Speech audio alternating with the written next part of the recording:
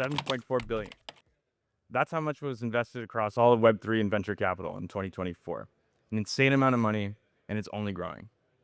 But why is that? Because Web3 enables change. Not only are we able to solve new and old problems differently, but we're able to 10x these improvements. Things like stablecoins, right? From previous, Web2 payments, it was slow, inefficient, costly, and stablecoins didn't provide a 10% improvement, but a 10x, right? Global, permissionless, instant settlement, and that only enables new technologies and new projects and startups to build on top of these primitives.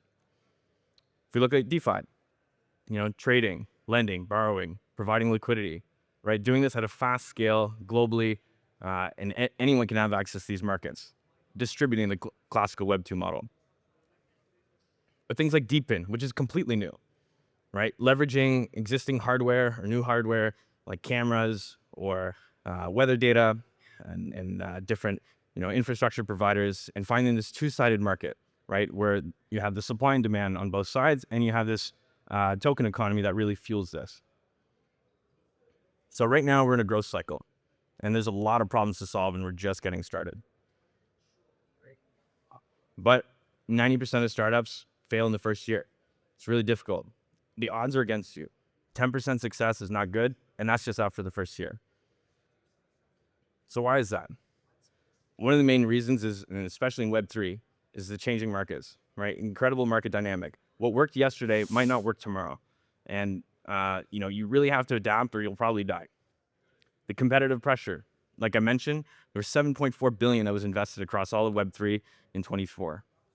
So that also means the incredible amount of competition, to emerge and build these new products. So if you don't stand out, you're going to get outpaced. And timing. You might have a great product or a great idea, but if you do it too early or too late, it still won't execute. And if you're not the first out the gate, you're probably going to fail. Lack of product market fit. Many founders are building for problems with assumptions that are just not right. They're incorrect. And they only get caught up, and they learn about this later down the road. There's sometimes just no clear demand. Maybe you do have a great product, but it's just not providing enough value to the user, and then the demand won't be there and you won't be able to make revenue. Or just missing user feedback, right? You have a great product, you're solving something that people care about, but the UX sucks. The product, the users aren't able to interact with it, and even if it would save a lot of time, money, and energy, it still fails. Lack of resources, and this is especially for Web3. If you're building in Web2 or you're a student, and you're coming into Web3 for the first time and trying to build, you'll quickly realize that, without that network, it's really difficult. Getting warm intros, getting feedback, getting access to markets, mentors, collaborators. Without that network, it's really difficult. No tactical support, getting quick answers and feedbacks on different things, hiring, scaling, all these different aspects of building a product. And then just slow learning loops at the end of the day. Feedback loops are crucial. And the faster they move, the faster you'll move. So like I said, there's like a 10% chance that you'll make it after the first year, and even less likely that you'll continue. So what do you do as a founder? How do you increase your chances of success? You build in community. So what do I mean by community, and what do I mean by startup society? It's not necessarily unique to Web3. Startup societies are just powerful groups of people, could be small or large, with a deep expertise in their domain. Could be biotech, but for us, obviously, crypto's our main focus. You'll get tactical mentorship and guidance, and really this mutual culture of support, right? The way that these communities win is by everyone in the community winning. It's not like it's about the community itself, which forms the whole. You also get early users and beta testers, right? Getting that product market fit fast, getting that networking and introductions with this wide range of expertise, and ultimately accessing, different tools and infrastructure providers to help you build faster. So ultimately, startup societies help you solve problems as a founder. You keep up with the market, you stay ahead, and you're able to go ahead of the curve and beat out your competitors. You're finding product market fit, beta testing, iterating, getting feedback in real time with people that know what they're doing, and then just accessing resources. Without peers and insights, and building in silos, it's really difficult. That brings us to Lucid Drakes, the most powerful startup society in Solana. Started 3 years ago.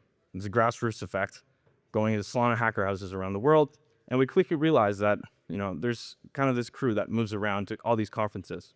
So we started making NFTs and having incredible art around this, and it was fun. We would go to dinners and make friends, but after a while we realized there's a lot of really powerful people here, right? The people that were going to these events and following these events and keep going to these events are doing a lot of really incredible things in the ecosystem. And once we realized this, or once I really realized this last year, it's time to accelerate and it's time to really push forward.